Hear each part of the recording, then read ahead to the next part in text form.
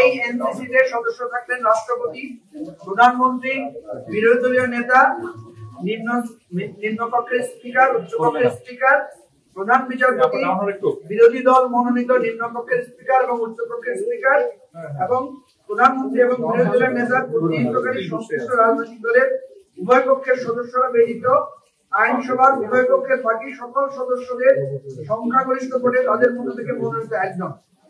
উক্ত ভোট আইনসভার উভয় পক্ষের গঠনের তারিখ থেকে সময়ের কথাটা বলা হয়েছে।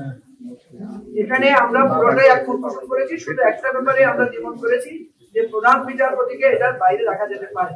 এর বাইরেও আমরা বলেছি যে দেখেন, যে কোনো জাতীয় ঐক্যমত্য জায়গায় পৌঁছাতে হলে আমাদেরকে স্যাক্রিফাইস করতে হবে, নিজের মতকে অন্যদের মতের উপর প্রাধান্য দিতে, মানে স্যাক্রিফাইস করে একমত হতে হবে।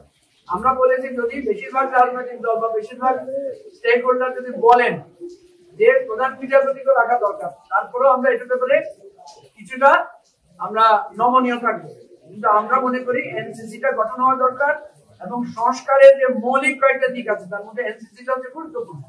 কারণ যদি নির্বাহী বিভাগের ইচ্ছা মতোই প্রধান বিচারপতি, অ্যাটর্নি জেনারেল, তারপরে নির্বাচন কমিশন নিয়োগ প্রাপ্ত হয়, তাহলে তারা একটা রাষ্ট্র মানে দলেরই একটা দলদাস লোকদেরকে সেখানে নিয়োগ দেওয়া হয়।